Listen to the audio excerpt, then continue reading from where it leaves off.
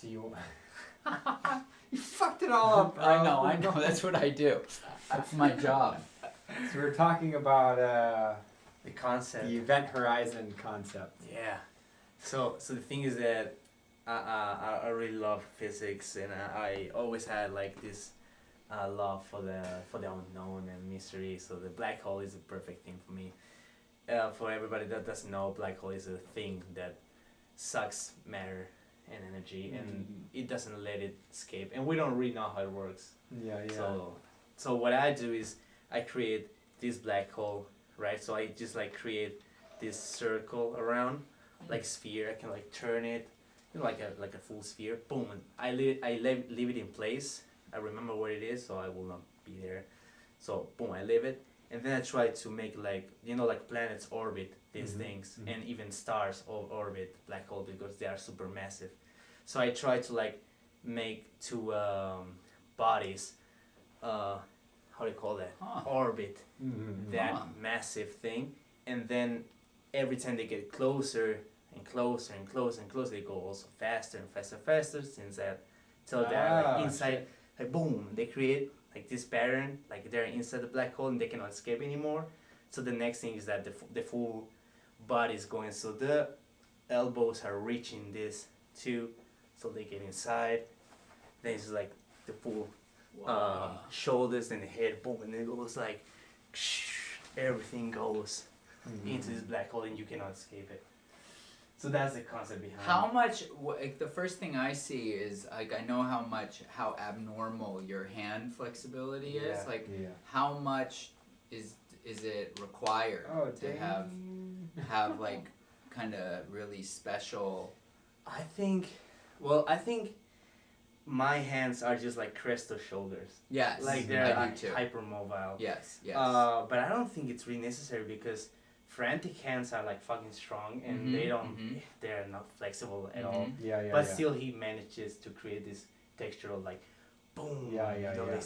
But that it seems the like is not the twisting that you do, it seems like I mean it seems like it's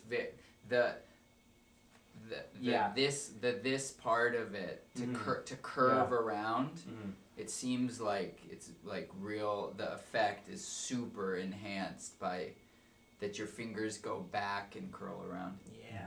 You think so? Yeah, I think it's. Damn. Yeah. No, I think it's like, I mean, part of it's that, but part of it's just like, the coordination. He's learned he knows his body. And so he's using his body in a way that's working for him best. And I think part of that is like being able to do that. Yeah. Wait, is that kind of crazy too? What you're doing right now with the elbow? Is that like? No, I don't have any flexibility. It's just like a visual effect. Okay. Like you're going there.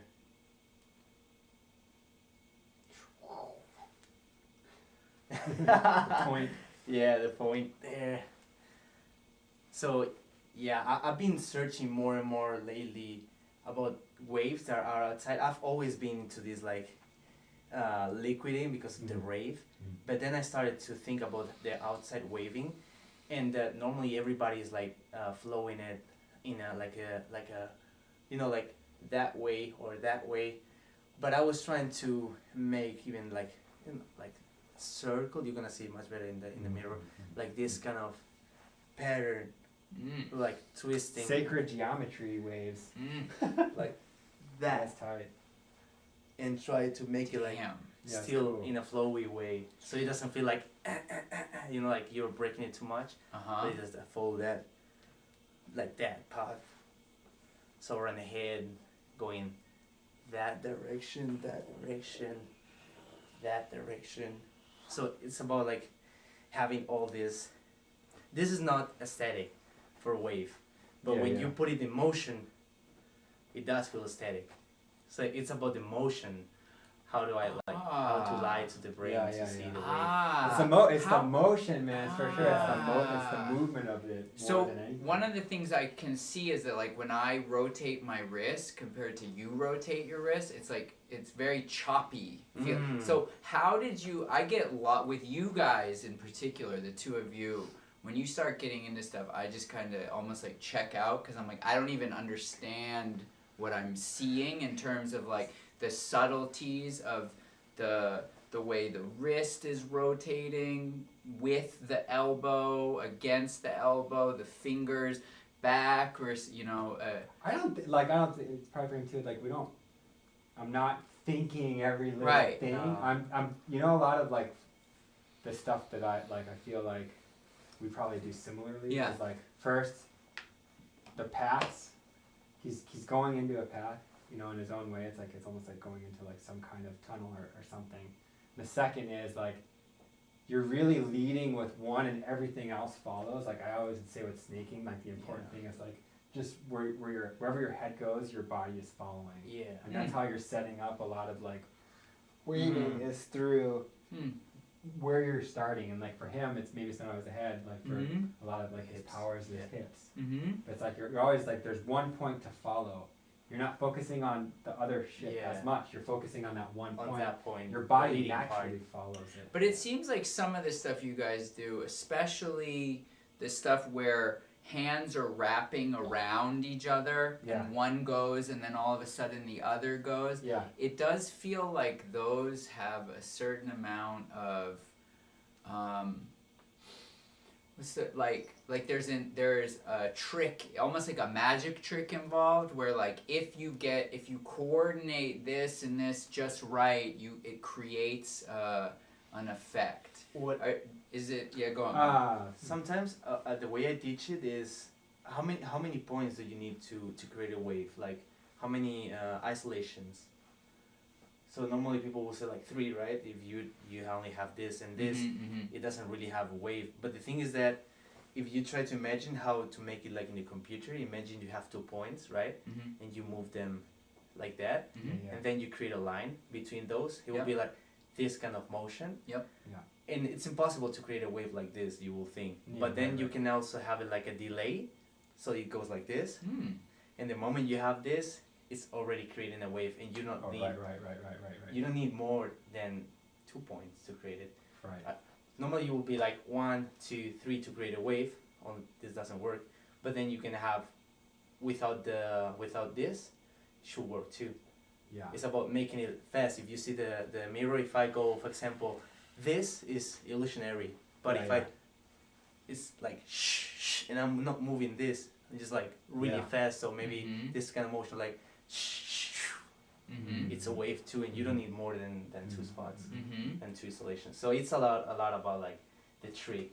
Like the pencil. Yeah. When make it look like rubber. Yeah. Okay. Yeah. But what about like this stuff that you were just doing here, where like the twisting kind of stuff, especially when things start wrapping around each other, like it's like what are you thinking of there when you get into this space and like this moves and then that moves and it's totally you need to disconnect like your mind. You need to get lost. Like I think we're all trying to get lost. Sure. I think we were talking about that earlier. Yeah. You really need to like waving is a style that you really, as soon as you're conscious of like what you're trying to do, it doesn't come across that well. It's when you start to let go, like really let go and get lost into the paths of like your body. Yeah. Then that's where but there is like a technical foundation. It's not technique. It's automatic. It's like technique aside. Okay. It's like mentality. Like there's technique, then there's like mentality and thought and sort of purpose for the movement. And I think that's more of where you need to like just kind of like you always have the technique. It's like inherently inside of you, but you need to get lost with your technique. If that makes sense. Like get lost with your technique and kind of find paths within there. I think it has to do a lot with the flow state, and the flow state, how it works is that the mechanics of the body. Same with like basketball or something like that. When you're in this like trance, you're not thinking about shooting it right. You're just thinking about like that going into that place. Right. And that's it. But so this is all based on a tremendous amount, I think, of technical drills in practice, right? Because I feel like I've seen you over the years doing different different, this one, This is like to get muscle memory more than anything, just to like get yourself accustomed to being able to do it. And then from there, like again, like you have your technique now, you have to just like figure out new Well, when you get into all this stuff, what does it feel like? For me, it's always different. It's not it's not like oh, I'm going into that. It's more of like I like I have a feeling of being in there, like I'm just kind of listening to my body, and like at that point it's just saying like be more detailed in your hands, and find ways of like making stair steps. Right? And then like so that's kind of helping me really decide where I'm going and kind of envisioning where I'm going. So it's not like and I can't say like every time it's like different. Like even though I know like the muscle memory, like I don't think I'm always thinking the same thing or like mentally the same thing. The only like universal truth I have into when I'm in deep is that I'm getting lost. Well, but even just the concept, like I didn't even realize that there's a concept of staircase, so that, I mean. Or roller coasters, like something that has like a gradual like path of steps. How do you guys have any thoughts on how people can because I feel like one of the things that excites me about this whole wave gang idea is that waving can be a style that there can be like thousands of approaches that's how I like about it. How do people, I feel like so of all the other styles, the way you learn them, right? It's like, okay, you copy this and you get your arm here and you get your arm here and the hip shifts here. If it's not, so I feel like most people are accustomed to being taught that way, like through something that's like choreography. So how... Waving's really hard to teach from a choreography perspective because when you start to get here, everyone's bodies are so different, and yet like the inner body control is so different from other people. It's harder to teach it as like a foundational like Fresno. So how do you guys teach it as a concept? I've never taught waving technically actually. I think that in waving the technique comes after the intention. So maybe you want to create this like really like fast lining wave. So then you have to learn how to isolate like micro isolations with the fast wave. So I think I put the concept first of what is a wave, how it looks like, how to create illusion, and then the technique just follows. And it's sometimes people get lost like I don't know how to do that, but I don't think that's the important step. I mean, you just have to commit to it. And then with the time and the years, it just comes the technique. And so I don't think it's really focused on the technique. Okay, so I think I have I think I'm starting to get where I'm going with this. So I just watched this Jordan Peterson video, and he's talking about the fact that there's an idea among like especially liberal people that like everyone's creative, right? And he was actually involved in the creation of the most respected like test for creativity, and the most common score for people to get is 0, and the next most common score is 1. So I think there's a possibility, right, that both of you are kind of off the charts in conceptual creativity. So if you can, I know that this is super putting you on the spot, but like how do you teach someone to come up with concepts? Like that's something I have always like struggled with myself, because it feels like that's the key, right? You have to have the because once you said, oh, he's doing staircases, right? Like maybe my technique isn't as good as yours, but you can at least start to be like, oh look, Otis is trying to do these lines like that. Conceptual, man. I'll tell you, like my background of design art, is so like driven into conceptual thinking. It's like secondhand nature to me now, and I think there's a lot of it's not thought, but there's a lot of like mind cultivation of like what you're trying to accomplish first. Like you need to know like what you're trying to do first. Like you have to put a what to it. Like what am I trying to make myself be formed as? Like do I want to be like more like a thick water? Do I want to move like a snake? Like what am I trying to do? And then from the what you have to figure out the how. Like well, okay, well how can I do that? So as soon as you find a what, you can have a how. The how is like the conceptual part of it. Okay, so I'm gonna risk doing. So I know for one of the things that comes most naturally for me to do with waving is to get into this, right? Just this like loop here, right? Yeah. But I feel like sometimes I can dive into it and get lower and start to come up or something. But for the most part, like that's what. And I don't really even have a sense of like where I would go. Yeah. From there. What's the concept behind that? Yeah, you don't have a concept. I don't have a. I feel like this is. I actually feel like this is literally the whole black hole of my dance. I don't have any. It's like I learned this and I learned this and I learned this, right? But I'm not. I'm just interpreting music. Yeah. But there's no like when I see you guys and I see D-Soul and I see Jordan and Frantic. There's just I'm like. I don't know, like everyone's gonna be different, but like sure. I think snaking is a perfect example of like conceptualizing it. Yeah. So you're like you really like you want to be moving like snakes. You already have your what? Like you're trying to be a snake. So how does a snake move? How does a snake feel? How does it set itself up? And so like like that's how you start to figure out your movements. Like they bow up when they're scared, and they kind of look at you and they get in that like weird mysterious move to try and like like misdirect you or get you under their sort of like like they want to sort of. Do you think it's possible that they're like I think maybe one of the reasons that I've had conceptual challenges is when you say something like that, I'm like, I don't want to freaking move like a snake. Like that's the first concept I think of is Bezier curves, like tracing a path through space, like with like a pen tool kind of thing. Like is that would you say is that a valid concept? Yeah. I actually use that. I use snaking. Okay. I've never tried to understand that I'm a snake. Yeah. But I'm like following a certain pattern with my head.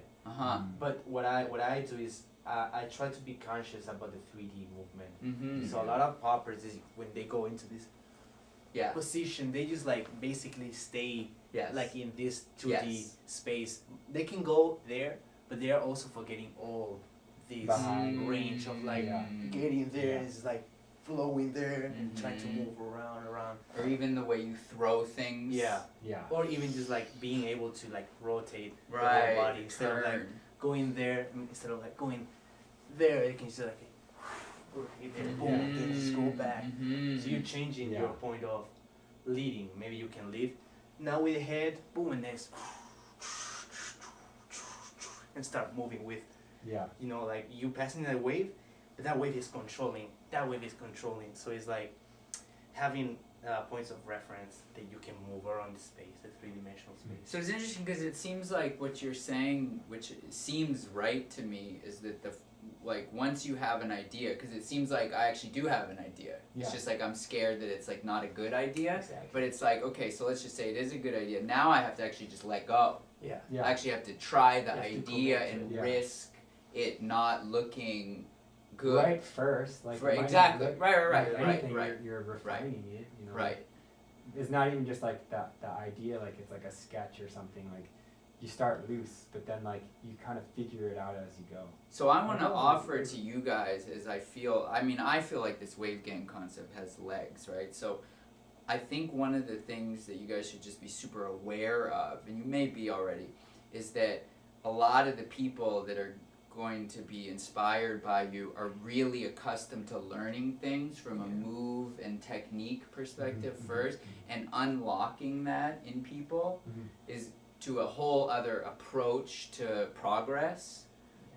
That's like a and I bet would you say that contemporary has positively influenced you in this way? Definitely, because of the interaction with people. Like we as street dancers, we tend to perform like in front of people or around people, you know, like with people. But in contemporary, you can actually get to interact and touch.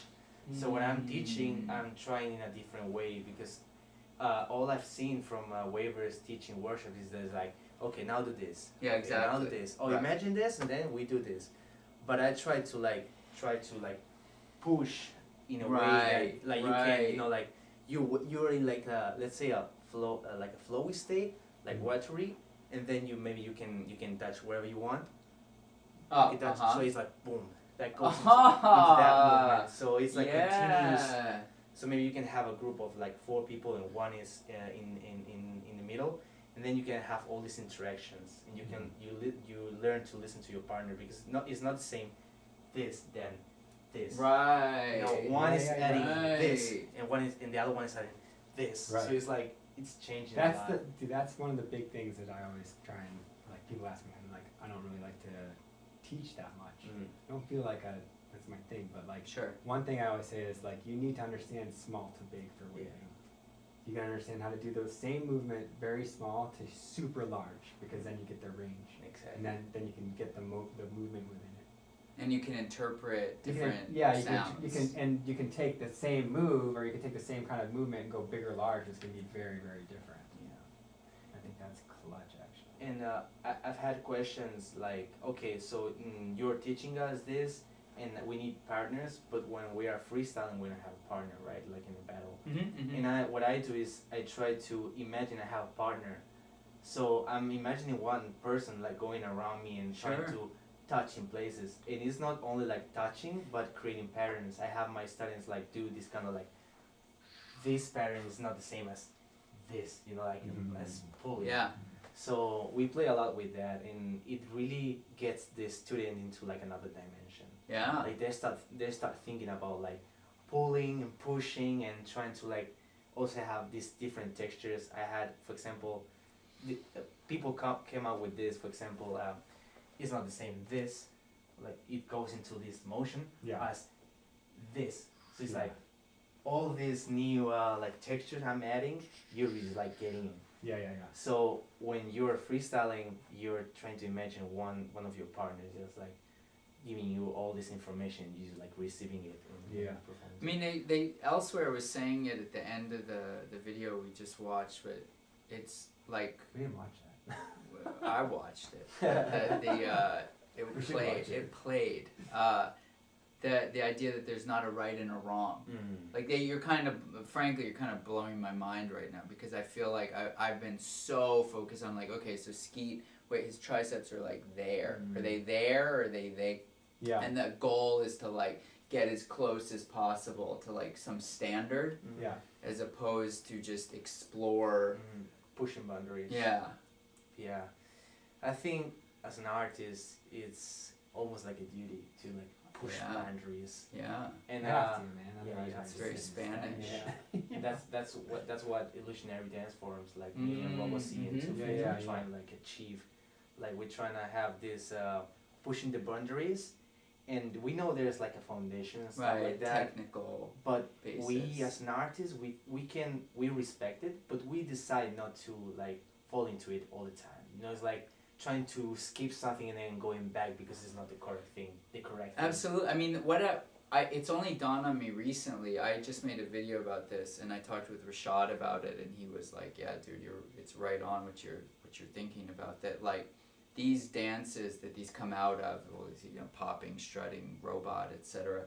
They're like African American and Latino cultural dances in the same way that you could have like Tahitian dance and like Zimbabwe dance."